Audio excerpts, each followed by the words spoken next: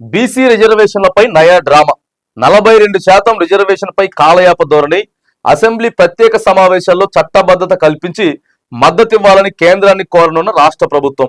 కేంద్రం ఒప్పుకోకుంటే పోరాటం, పార్టీలకు లేఖలు. ఢిల్లీకి అఖిల పక్షాన్ని తీసుకెళ్తామంటూ లీకులు. ఇప్పటికే బీసీ రిజర్వేషన్లపై కేంద్ర మంత్రి బండి మెలిక బీసీల్లో ముస్లింలు కలపొద్దంటూ వ్యాఖ్యలు. రిజర్వేషన్లపై కాంగ్రెస్ బీజేపీల నయా డ్రామా.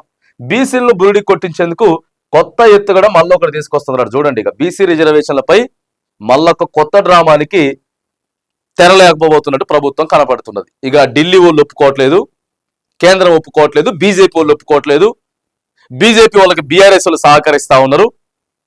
ఇగో ఇది కథ. బీసీలంతా కూడా, బీసీ మేధావులంతా ఒకసారి ఆలోచన చేయండి. ఇంకేమున్నది, అయిపోయింది. రిజర్వేషన్ మొత్తం ఖరారు చేసేసినాం, 42% స్థానిక సంస్థలకి ఇవ్వబోతా ఉన్నాం అని చెప్పి ఇన్ని ముచ్చట్లు చెప్పిండ్రు. మళ్ళీ దీన్ని డైవర్ట్ చేసేటటువంటి ప్రయత్నం చేస్తా ఉన్నారు. బీసీ మేధావులంతా కూడా మీరు ఒక తాటిపైకి వచ్చి ఖచ్చితంగా ఇది నీరు గారిపోతా ఉన్నది, మళ్ళీ దీన్ని కొత్తగా తీసుకుపోతా ఉన్నారు. ఒకసారి మీరే ఆలోచన చేసుకోండి.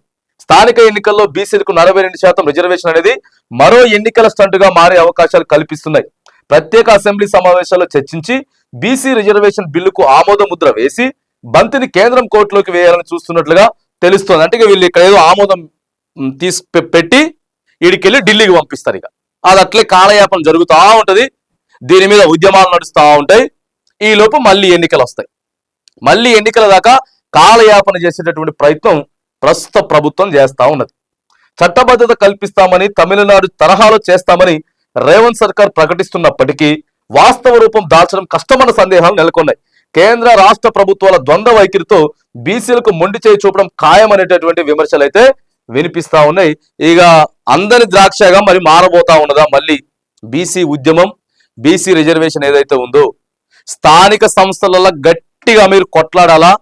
42% మీకు రిజర్వేషన్లు రావాల్సిందే.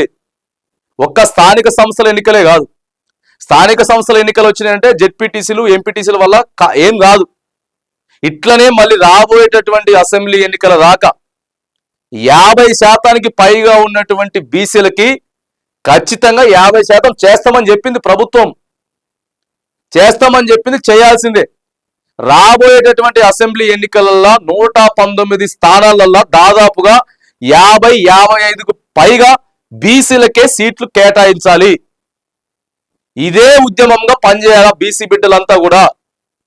119 సీట్లలో ఖచ్చితంగా రిజర్వేషన్లు ఏ పార్టీ అయినా సరే, బీజేపీ అయినా, బీఆర్ఎస్ అయినా, కాంగ్రెస్ అయినా, పేర్లు చూసుకుంటే మొత్తం బీసీలే 55 నుంచి 60 సీట్లు ఉండాల.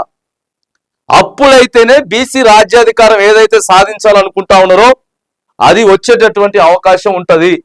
లేకపోతే ఇది నీరు గారిపోతుంది.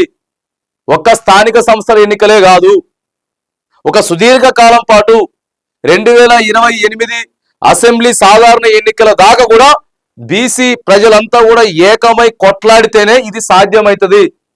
ఆషామాషి విషయం కాదు. నీరు గార్చేటటువంటి ప్రయత్నం కాంగ్రెస్ ఇట్లనే చేస్తుంది. మొన్న మనకి ఇంటర్వ్యూకి వచ్చినటువంటి నేత చెప్తా ఉన్నాడు, 1968 అట్లనే చేసిర్రు, ఇగో ఇస్తాం తెలంగాణ, ఇగో ఇస్తామని చెప్పిండ్రు. మళ్ళా దాన్ని నీరు గార్చారు. ఆ తర్వాత మళ్ళీ 85లో కూడా మళ్ళా దాన్ని మూవ్మెంట్ చేశారు. మళ్ళీ అక్కడనే ఏదో ఒకటి చేసి ఆపేటటువంటి ప్రయత్నం చేశారు. అప్పుడు కాంగ్రెస్ ప్రభుత్వమే. ఇక అప్పుడు కొద్దిగా టీఆర్ఎస్ పార్టీ 2001లో స్థాపించిన తర్వాత ప్రజలంతా కూడా అరే మనకు అన్యాయం జరుగుతుందని చెప్పి అర్థం చేసుకున్న తర్వాత 1200 మంది చనిపోయిన తర్వాత సకల జనులంతా కూడా రోడ్డు మీదకి వచ్చి ఉద్యమం చేస్తే గాని తెలంగాణ రాలే. ఉద్యమం సుదీర్ఘకాలం పాటు జరిగింది, దశాబ్దాల పాటు జరిగిందని చెప్పి నిన్న ఆయన చెప్తున్నాడు. సో ఇది కూడా అంతే. ఒక్కసారి నీరు గారిందంటే మాత్రానికి మళ్ళీ దీనికి ఒక 5 ఏళ్ళు, 10 ఏళ్ళు, 15 ఏళ్ళు వెనకపోయేటటువంటి ప్రసక్తి ఉంటుంది. కొత్త రాజకీయాలకు తెరలేపుతా ఉంటారు. కాబట్టి ఈ డైవర్ట్ అన్నిటిని కూడా తిప్పికొట్టాలా. బీసీ ప్రజలంతా కూడా ఏకమై స్థానిక సంస్థల ఎన్నికలతో పాటు రాబోయే సాధారణ ఎన్నికల వరకు కూడా ఎప్పుడైతే మీరు గట్టిగా పోరాడతారో ఇగో అప్పుడే రిజర్వేషన్లు అమలయ్యే అవకాశం ఉంటుంది. నయా డ్రామాకి తెరలేపారు. దీన్ని గమనించాలని చెప్పి బీసీ ప్రజల్ని మనం కోరుతా ఉన్నాం.